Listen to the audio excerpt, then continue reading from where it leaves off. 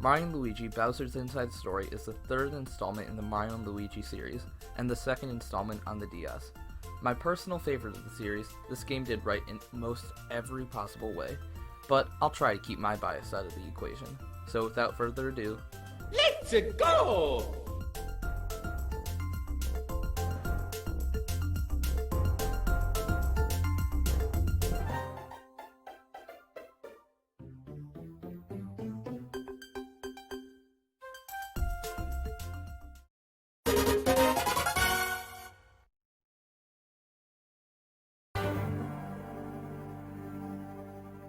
This game immediately begins with a crisis at hand.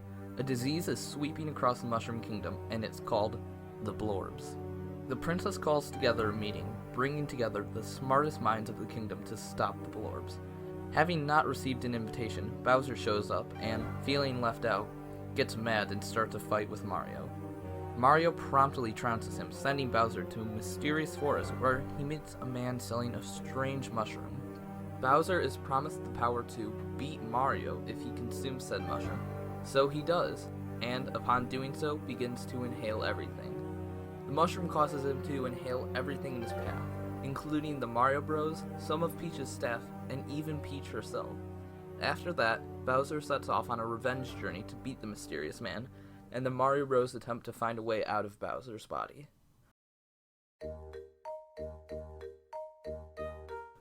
The plot of Inside Story is the best crafted in the series, with interesting and unique characters, a good main plot with many small side plots tied in well, giving the game a wonderful flow throughout the story.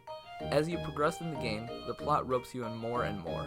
It keeps building and building until a most dramatic ending, which we'll get into later. This plot was done in wonderful fashion and showed the strength of the plot writers in the best light. Job well done.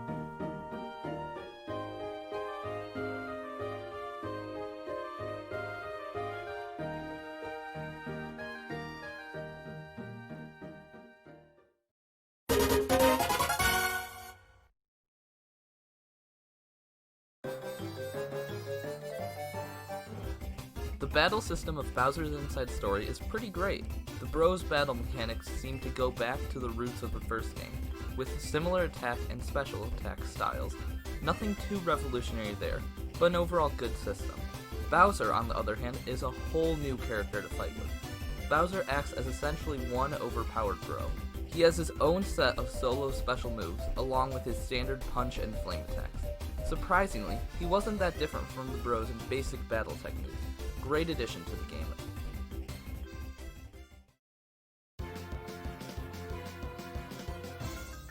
Next up, the bosses. The bosses in this game are so different from each other in style that everyone felt like a new experience. An addition made in this game was the inclusion of a few giant battles.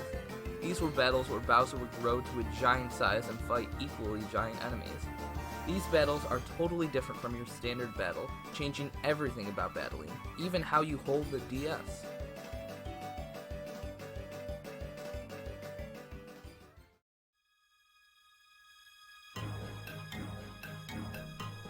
Field commands for the Bros are pretty much the same as they've been in the entire series. However, Bowser gets a whole new set of field commands.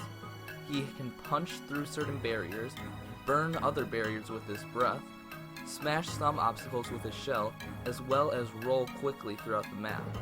You acquire these skills as you progress through the game, and they're given to you consistently enough to always make you feel like you're doing something new. These, in my opinion, make for the most exciting field commands in the series so far. As a whole, the gameplay in Inside Story was done near perfectly, with great regular battles, even more exciting boss battles, and fun ways to navigate throughout the map. This made for the game never to really have a dull moment, as you were always doing something fun and engaging as you progressed through the game.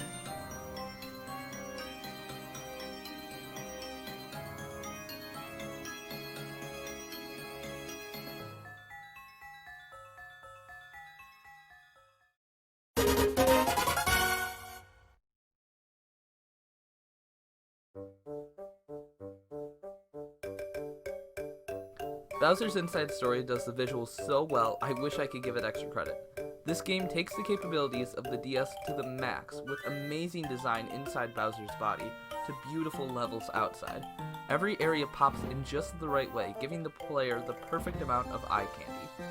For a DS game, this was definitely a few steps above average. Wonderful design.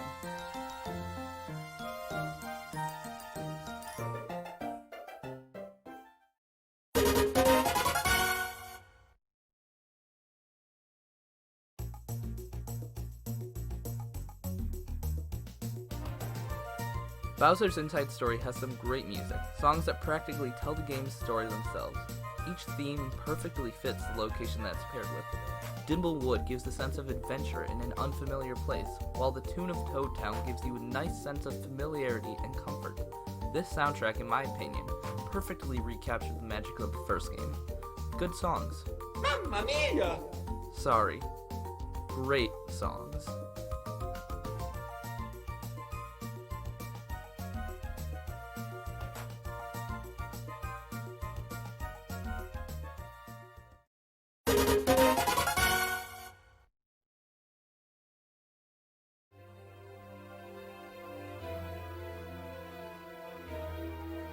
The end of Bowser's Inside Story is about the best ending I could ask for. The final destination, Peach's Castle.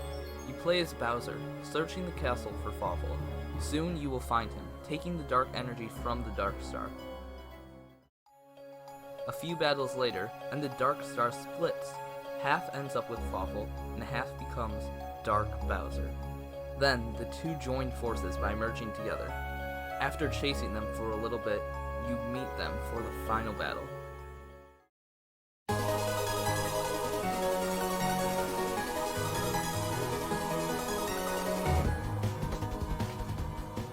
This battle is a beautiful mirror of who you've been playing as the whole time. Bowser and Dark Bowser serve as the strength, while the Bros and Fawful serve as the brains. This last battle caps off the game in the most amazing way, and is by far the best ending of all 5 games.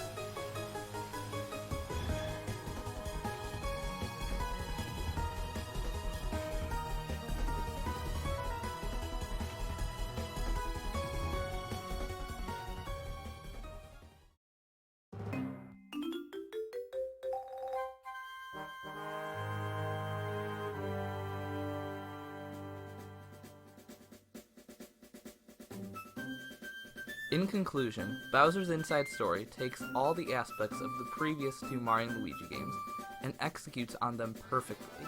This is my favorite game of the franchise and deserves a place as one of the best Mario games to date.